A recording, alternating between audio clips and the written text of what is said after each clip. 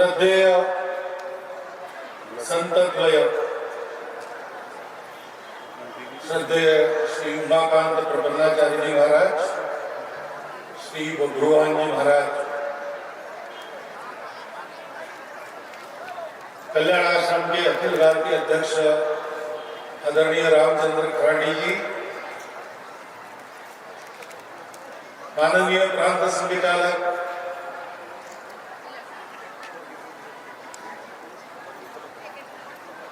आदरणीय रणजीत सिंह जी, आदरणीय प्रबल प्रताप जी, वनवासी कल्याण आश्रम के सभी पदाधिकारी गण और उपस्थित सभी नगरवासी, ग्रामवासी, भारतवासी, बंधु भगिनी, मेरे लिए बड़ा सौभाग्य का अवसर है कि आप लोगों के दर्शन हो जाते हैं। आजकल तो मैं नागपुर में हूं, लेकिन मैं रहने वाला जहां का हूं वो वनवासी जिला है, चंद्रपुर है।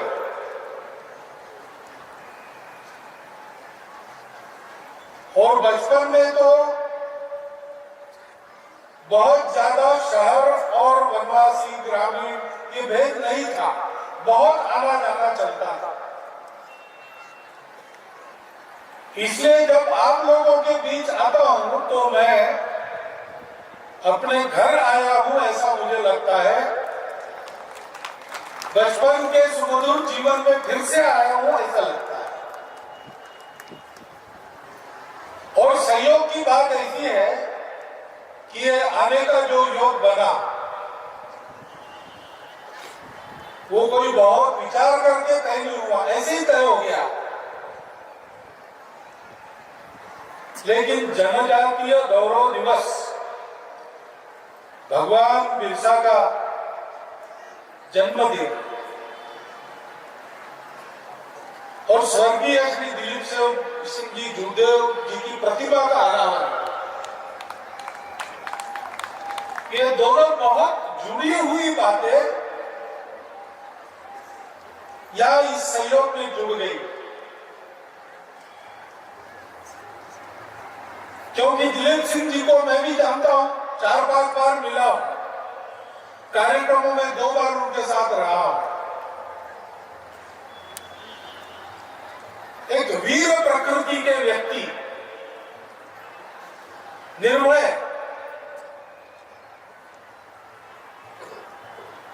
और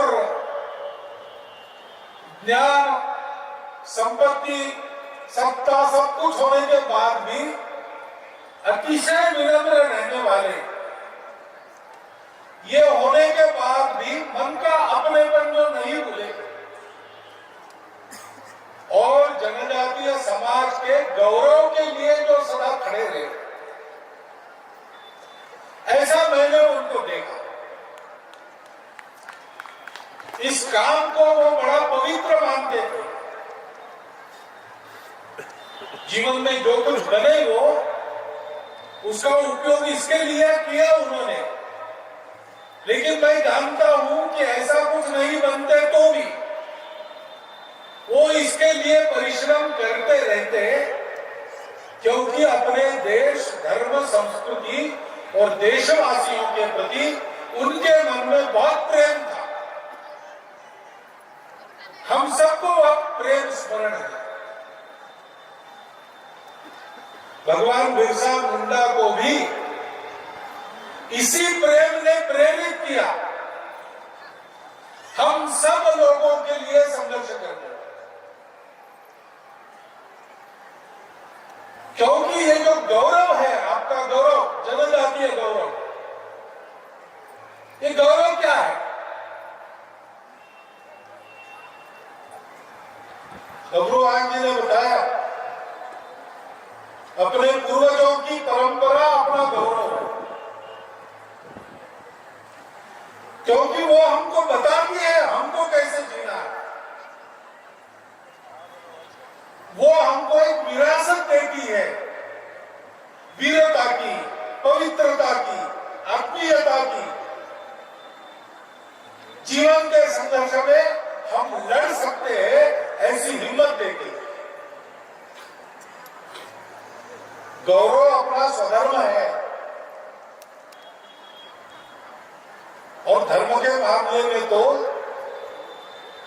जनजातीय गौरव ही भारत का धर्म गौरव है।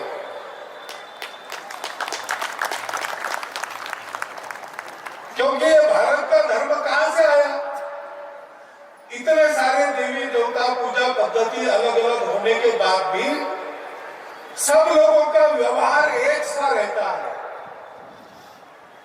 परहित सरिस धर्म नहीं भाई, पर पीड़ा सम नहीं अदमाई, ऐसा कहते हैं।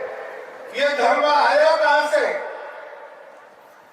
ये धर्म खेतों में और जंगलों में से उपजा है। भारत के सभी धर्म भारत को यहाँ के कृषकों ने और वनवासियों ने दिए। उस धर्म का गौरव, जनजातीय धर्म गौरव, जनजातीय लोगों का गौरव, ये इसीलिए भारत का गौरव। तपश्चर्या की बात गुरुवार जी ने आपको बताई। वो धर्म के 4 पैर में से एक पैर है। आप जिस प्रकार सत्य के पीछे चलते हैं, जनजातीय समाज की प्रसिद्धि है, वहां झूठ नहीं होता, वहां अप्रामाणिकता नहीं होती। हमारे ग्रामीण इलाके में और हमारे जंगलों में कोई रास्ता भटक भी जाए, जब तक उसको मनुष्य और गांव जंगल में मिलते रहेंगे, वो भूखा नहीं रहेगा, प्यासा नहीं रहेगा। आज भी अनुभव आता है वहां जाने वाले लोगों को, वहां घूमने वाले लोगों को। ये करुणा कहां से आई? वो भी धर्म का एक अंग है। किसने दी? इसी जनजातीय समाज ने दी। हमारा धर्म सब में पवित्रता देखता है, क्योंकि वो स्वयं का अंतःकरण पवित्र है। वो नदी, नाले, पेड़ पौधे, पशु पक्षी सब में भगवान को देखता है और इसलिए वो पर्यावरण का मित्र है, प्रेमी है, पर्यावरण का विकास करता है, अपनी उन्नति के लिए पर्यावरण को खराब नहीं करता। ये किसने सिखाया? सदैव जंगलों में पर्यावरण के साथ रहने वाले, पर्यावरण में अनेक बातों को देवी देवता मानने वाले हमारे जनजातीय बंधु ही। वो जनजातीय धर्म केवल जनजाति का नहीं, संपूर्ण भारत का गौरव है और इसलिए प्रत्येक भारतवासी ने जनजातीय समाज की सुरक्षा, उनके गौरव की रक्षा, उनके गौरव की वृद्धि, इसके लिए उनके साथ खड़ा होना चाहिए, जैसे दिलीप सिंह जूदेव जी खड़े रहते रहे। उनके जीवन से यह संदेश हमको लेना है और हमको इस गौरव से समझना है। एक बार इस गौरव को समझ गए, सब कुछ अपने आप ठीक हो जाएगा। इस गौरव को हम समझे, उसके आधार पर एक होकर खड़े रहे, सत्य के लिए, देश के लिए, धर्म, संस्कृति, समाज के लिए। हमारे पास एक गौरव है, उसकी सारी दुनिया को जरूर है। उसके लिए भारतवर्ष को इस गौरव को धारण करके खड़ा होना है। उस गौरव का परिचय हम करें, हम उसे न भूलें, हम अपने स्वभाव संस्कारों को न भूलें, हम अपने रीति रिवाजों को, अपने देवी देवताओं को, अपने पूर्वजों को, उनके पराक्रम को न भूलें, क्योंकि भूल जाएंगे तो बड़े बड़े पराक्रमी भी निठल्ले हो जाते हैं।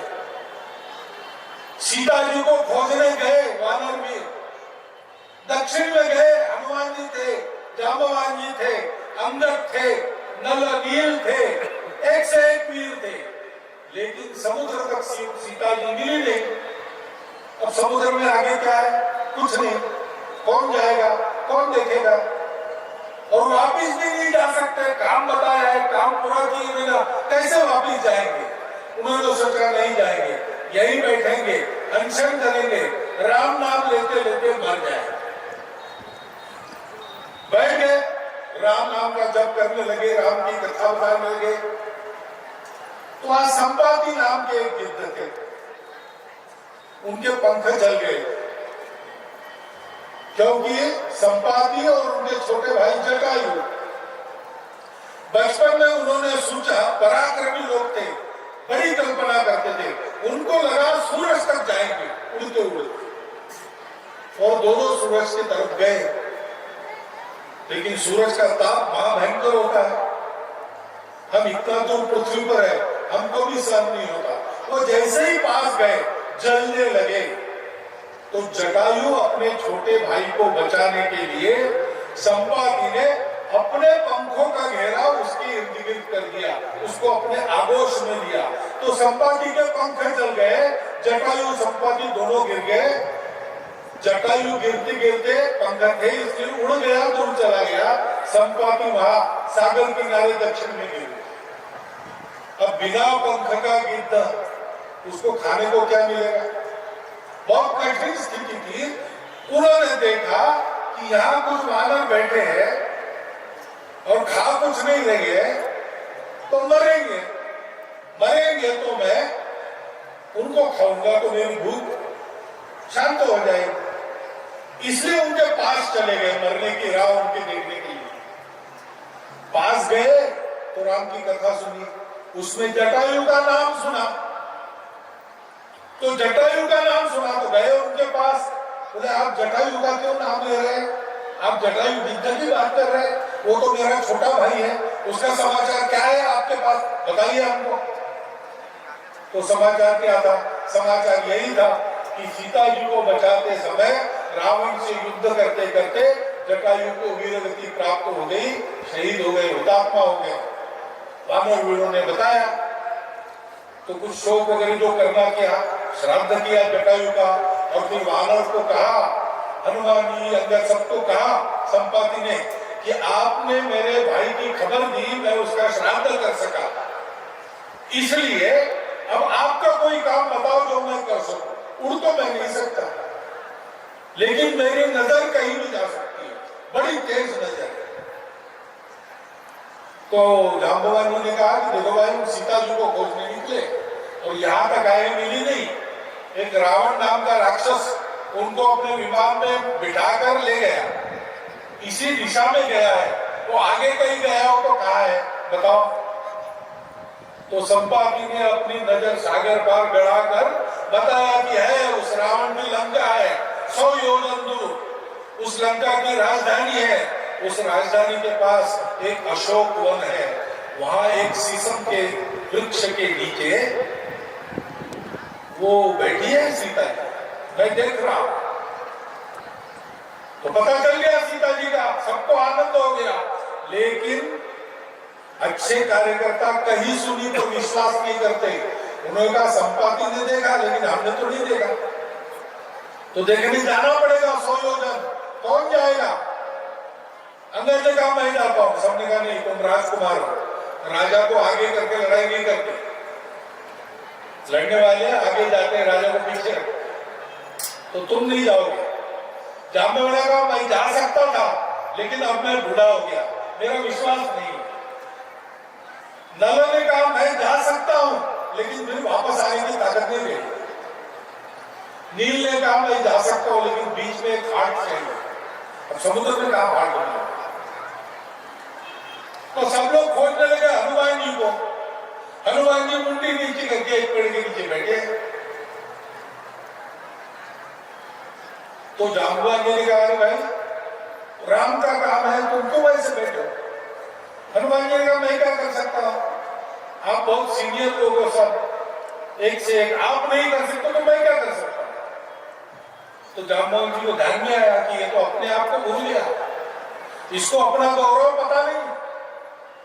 तो जांबवान जी ने हनुमान जी को उन्हीं की कथा सुनाई कि कैसे तुम बचपन में ताकतवर थे,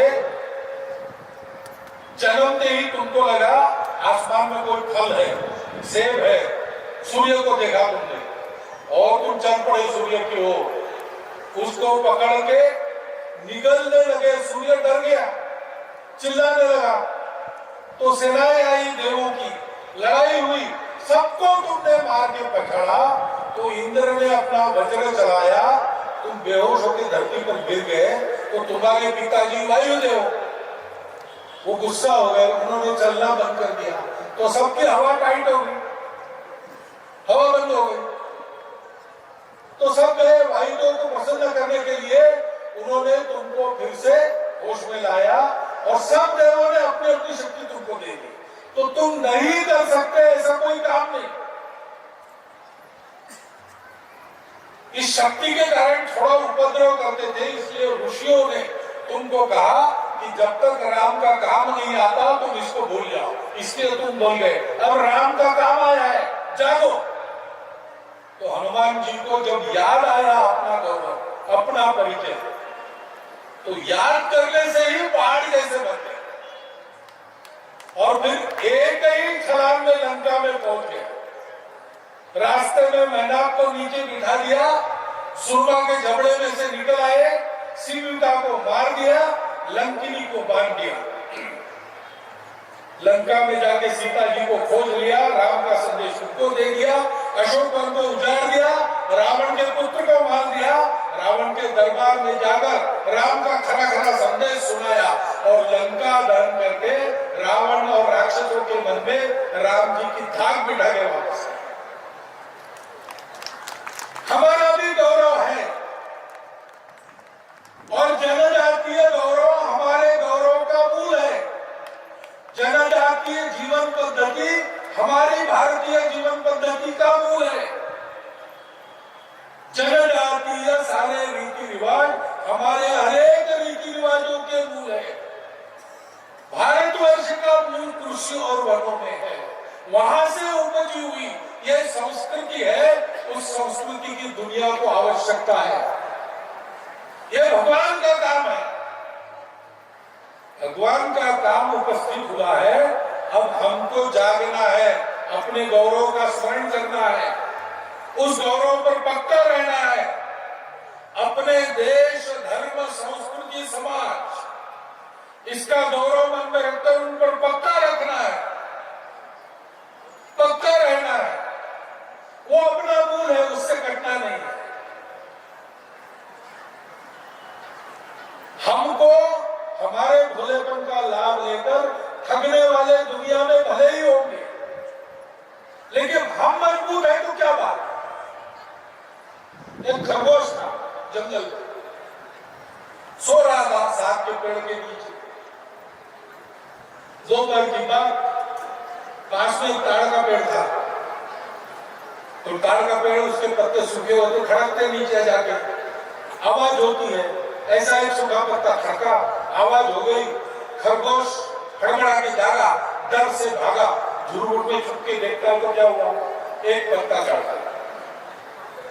उसको बड़ी दया हुई, ग्लानि भी हुई। उसने भगवान को कहा, भगवान क्या तुमने मुझे बताया, इतना छोटा नाजुक बताया, सूखा पत्ता खड़का तो भी मेरी नींद उखड़ जाती है। अरे कम से कम मुझे हाथी जैसा मोटा तो बनाता, मैं किसी को नहीं डरता।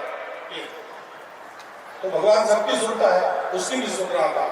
भगवान ने कह दिया तथास्तु, तो बन गया हाथी जितना मोटा। बड़ा आनंद हो गया, अब किसी को डरने की आवश्यकता नहीं, चलो नहा लेंगे। गया पोखर के, पोखर के तीर पर मेंढक थे, उन्होंने देखा ये कौन सा नया है भाई, दिखता तो खरगोश जैसा लेकिन है तो हाथी जितना। वो भागने लगे तो उसने पुकारा, रे डरो मत, डरो मत, मैं वही खरगोश रोज वाला, मैं हाथी जितना बन गया हूं, तुमको कुछ नहीं करूंगा। उनका अच्छा, लेकिन तुम हमको कुछ नहीं करेंगे, लेकिन पानी में मत जाओ, वहां एक मगरमच्छ है, वो पानी में तो हाथी को भी भारी है, तो तुमको खा लेगा। तो डर के मारे वापस आए उल्टे पैर, अपनी जगह जाकर रोने लगा, भगवान क्या फायदा इतना बड़ा शरीर दिया, वो मगरमच्छ कम से कम उसकी जैसी ताकत और काटे तो देता। भगवान ने फिर कहा तथास्तु, मोटी मोटी खाल उस पर काटे, आगे ताकत भी आ गई, उसको लगा चलो अच्छा हो गया, अब किसी से डरने की जरूरत नहीं। बाहर आया तो शेर की गर्जना सुनाई दी, शेर की आवाज सुनाई दी, स्वभाव से तो खरगोशी था, दुबक गया, फिर से रोने लगा, हे भगवान कम से कम उसके जैसी आवाज तो देता, किसी का आवाज से डरने की। भगवान ने तथास्तु कह दिया, आवाज भी आ गई शेर जैसी। फिर निकला तो देखा कि जंगल के सारे जानवर भाग रहे, हिरण भाग रहे, सियार भाग रहे, बंदर भाग रहे। अरे क्यों भाग रहे हो, कहाँ जा रहे हो? तो बचना है तो तुम भी भागो, हाथियों का झुंड आ रहा है, रास्ते में जो कुछ है उससे रोक रहा है, बच नहीं पाओगे, बीच में आ जाओगे। फिर भागने लगा, छूट गया, फिर रोने लगा, भगवान ये क्या मजाक कर रहा है, मुझे हमेशा कुछ देता है और मेरा डर नहीं जाता। तो भगवान ने उसको कहा कि अरे ये सब बड़ा आकार और कांटे गर्जना, इसकी आवश्यकता क्या है? तुम्हारे खरगोश जैसे शरीर में ही एक स्वगौरव से भरा, स्वाभिमान से युक्त, बलशाली, निर्भय दिल मांग लेते, हृदय मांग लेते, तो तुमको डरने की जरूरत ही नहीं है। हम लोगों को भी इसको नहीं सोचना है हम क्या है, कैसे, हम जो भी है सारी दुनिया को भारी है, क्योंकि हमारे पास अपना गौरव है, अपना धर्म है, अपना स्वाभिमान है, और दिलीप सिंह जी जैसी निर्भयता भी हमारे पास है। दिलीप सिंह जी और बिरसा मुंडा जैसे आदर्श हमारे पास है, उन्होंने हमको बताया है जीना कैसे, हम वैसा जिएंगे और अपना स्थान दुनिया में प्राप्त कर लेंगे।